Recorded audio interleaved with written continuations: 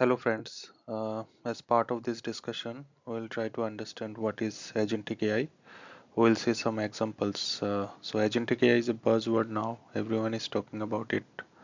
So let's see, we'll try to understand the concepts and we'll also see some examples. So let's start.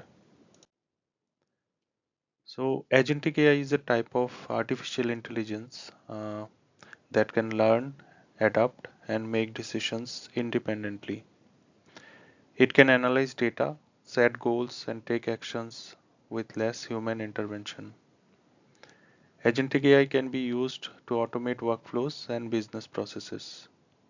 So it's basically it's a type of artificial intelligence which can learn, adapt, and make decisions independently with less human intervention, or I would say less input or interaction from human. So it acts like a independent decision maker based on the ask from the user. It can make decisions on its own. So how agentic AI works? So it's basically a four-step process. It's goal-oriented, it's adaptable, it's collaborative, and it's self-improving. So let us understand those concepts. What is goal-oriented? So agentic AI understands its role and high-level goal, and then it devises a plan to achieve it. What we meant by adaptable, agentic AI can handle trial and error and other changes in real time. And what do we mean by collaborative here? So agentic AI can work with other tools, applications, and workflows to solve problems. And why we are saying self-improving? So agentic AI can learn and improve through every interactions. So it learns from the interactions already happened. So now let's see some examples of agentic AI. So it can be used in healthcare, like agentic AI can help doctors to make better informed decisions by analyzing medical and patient data. So it can help doctors, like in manufacturing. So in manufacturing industry, agentic AI can monitor production metrics, adjust machine parameters, and coordinate maintenance schedules. Supply chain management, like it can help predict demand, optimize inventory, and coordinate shipments. It can be helpful for finance domain as well, like it can continuously or autonomously execute trades and identify arbitrage opportunities. And obviously there are some risks of agentic AI. As we move ahead in future, definitely there would be some guardrails or some policies would be implemented to mitigate those risks. Like agentic AI could misalign with human values, resulting in harmful outcomes. And also agentic AI system could act unpredictably or take irreversible actions. So those are the risks involved here. But obviously, as we move ahead, I mean, a lot of other constraints, policies, and mitigation plan would be implemented. So this is an brief introduction about agentic AI. Now, if we move ahead and see the difference between agentic AI and generative AI, because last to last year it was the year of generative AI. Now we are talking about agentic AI. So we need to know the difference between these two things, how agentic AI is different from generative AI. So I have taken this from Simply Learn. So I referred Simply Learn website to gather these differences. I thought this is a good comparison between these two. So we'll try to understand with different aspects. So definition wise, if we see generative AI, mainly it creates content such as text, image, music, or videos. It mainly focuses on generating creative outputs. So it's that's why the name is generative AI. So it's basically generates contents or creative outputs. That is its main focus. But in case of agentic AI, It performs goal-driven tasks, makes decisions, and acts autonomously in dynamic environments. So its main purpose is acting autonomously in dynamic environments, and it's also a goal-driven. It performs a goal-driven tasks and makes decisions. So that is the whole purpose of agentic AI. So now let us see the primary purpose of generative AI. So as I mentioned earlier, the main goal is to generate content that resembles human-made creations or often used for artistic or communicative purposes. So its main goal is to generate content. And agentic AI, for agentic AI, its purpose is to execute tasks and make decisions to achieve specific objectives without requiring constant human input.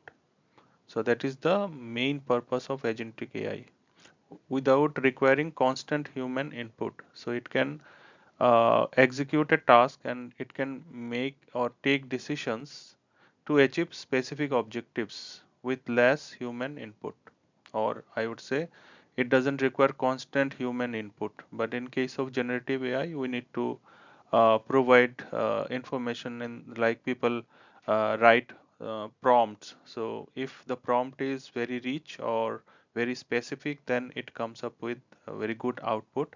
So constantly you need to provide some inputs and then it creates contents accordingly. But in this case, agentic AI, it's kind of a it makes decisions on its own. So you program it such a way that it makes its own decisions. Like if I make a agentic AI for automatic scheduling, let's say, so I want to put my schedules based on my work hours or my habits, let's say, on daily basis what I do. So that agentic AI will learn that how I am spending my day, and then accordingly it will schedule different tasks. So it makes decision on its own. Then if we look at core functionality wise, generative AI uses large data sets to learn patterns and create new and original content based on those learned patterns. And in case of agentic AI, it analyzes the environment, makes decisions, and adapts actions to meet goals. It's focused on completing tasks efficiently. Here it is learning the patterns and creating new or original content based on those learned patterns. And in this case, agentic AI basically it analyzes the environment and then makes decisions. So it adapts actions to meet goals. It's focus on completing task efficiently. So it's basically focusing on completing the task efficiently. And here in this case, generative AI is basically focused on creating new contents on the learned patterns. Okay, let's move ahead now on technological aspect side. In generative AI, as we learned in last year or last to last year, we heard about all these technologies a lot. So it uses GANs, generative adversarial networks. Like transformer models also heavily used because this basically helps to build all these models. Like we heard about GPT, BERT, all these models. So transformer models, these are nothing but internally they use transformer models. So these are the technologies used. GANs, transformers, these are used for generative AI. And in case of agentic AI, we use reinforcement learning, decision trees, robotics frameworks, sensor fusion to interact and perform tasks. So these technologies are getting used. Reinforcement learning, which basically adapts based on the inputs or based on the surroundings or based on the context. So these are different technologies getting used in agentic AI to make the decision or perform a task. So the main goal is to perform a task, and that too is a specific task. So each agentic or each agent is created to perform a specific task, or it's a goal oriented kind of agent, I would say. So then let's see output wise. So what kind of output? We discussed that it produces creative content such as article, music, image, and more. And its output is generally non-functional and meant to inspire or inform. So generative AI creates content and it's meant to inspire and inform. It's kind of a non-functional content it generates. But agentic AI, it delivers functional outputs like navigating decisions or navigation of decisions, task executions, problem solving actions based on context. So it helps to perform a task. It delivers a functions. But in case of generative AI, it basically creates a content. It's kind of a non-functional. So that's the difference in terms of output. Now we'll see interaction style, how we interact with these two technologies or these two type of kind of models, I would say, or it's kind of a you can say the agents basically fully autonomous, but in case of generative AI, generally it's kind of a collaborative approach as it works based on prompts, instructions, and input from users to generate content. So it requires interactions, more interactions. So basically in the forms of prompts and input you give as a context or as a information to that generative AI model, that what you want from that. So that input you provide and then it generates content based on that. So it's more collaborative, I would say. You generally put lot of or give lot of inputs and then it can generate the appropriate content. But here agentic AI, it's more towards autonomy or fully autonomous. So it's kind of a automatically it can by its own can take decision and perform task. So it's just we need to configure it or set up it. So once set up, it acts on its own and doesn't need continuous interaction with humans. So that is the major difference. Then strength wise, generative AI is excellent in creating content. And enhancing human innovation by producing large amounts of content. So based on our ask or input, it can create excellent and creative contents. Basically helps us to come up with new contents. But agentic AI, it's known for its efficiency, autonomy, and ability to scale in complex dynamic environments that require decision making. So it's more towards performing a task, making a decision. So that's the difference. Limitation wise, so it's dependent on quality and range of training data. So generative AI has a limitation of it's depends on the training data, what uh, training data we have provided to it. Based on the quality of the training data, it will produce the outcome or produce the content. So sometimes it can produce biased and nonsensical outputs as well in some cases. So it's based on the training data, the quality of training data. Now looking here, so if you see agentic AI, implements complex or its implementation way it's very complex. There are a lot of complexity around it and requires careful ethical considerations and safeguards to ensure it makes appropriate decisions. So it is very important that we put some guardrails as I mentioned earlier, and it requires careful ethical consideration and safeguarding to ensure make it makes appropriate decisions. Otherwise, it the decision it makes it could be irreversible also. So we should have to be very careful, and that's why the complexity around it. So as we move along, I think a lot of other policies will come up while implementing those systems. Okay, so let's move ahead.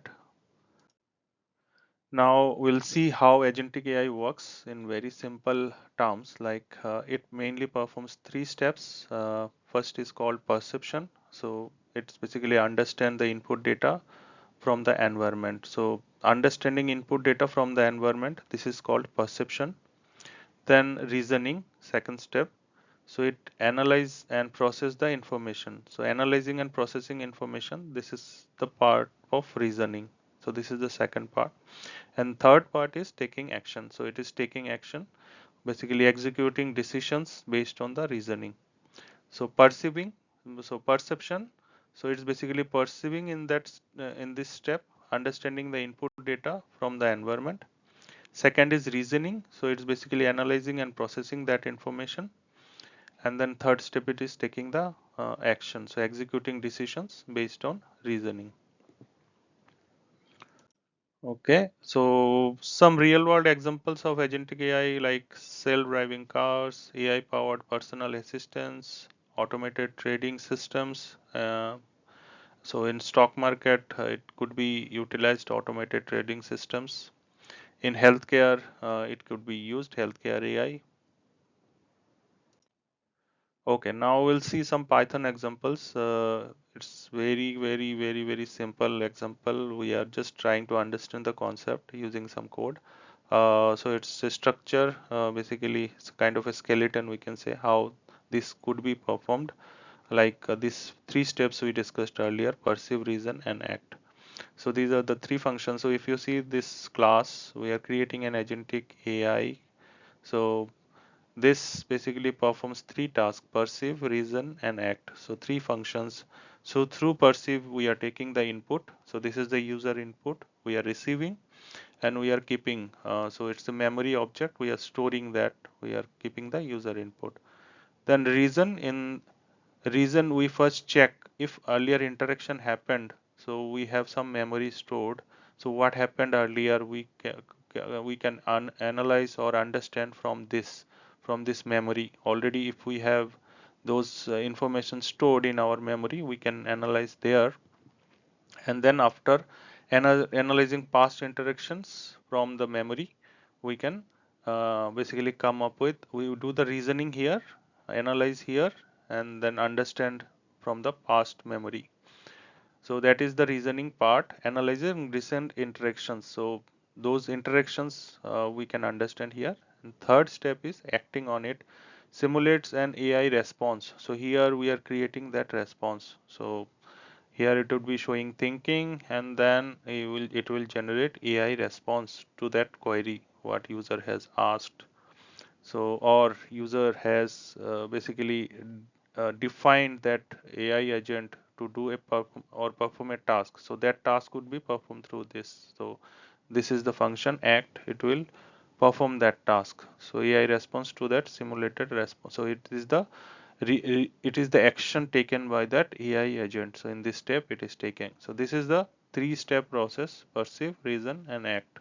So these functions basically are defined to do these three steps or three tasks or three steps process. So ultimately it acts at the end. From memory, it understands prior interactions or recent interactions, then it reasons based on that, it analyzes, and then third is it takes actions accordingly. Moving ahead, we already touched upon all these points, but let's reiterate those because obviously with new technologies, some new challenges comes up. So there are opportunities also, there are challenges also. So opportunity wise, it's basically enhancing automation, improving decision making, it reducing human effort. But challenge wise, if we look at it, it has some ethical concerns, security risk, and needs for continuous learning. So opportunities are very good. We can definitely take basically help from this technology, but there are obviously some challenges which we need to address before major implementations of it. So these challenges also we need to keep in mind while implementing this agentic AI. Okay, so then that's all for today's discussion. If you want to know more about this AI related area, please subscribe the channel. Thank you.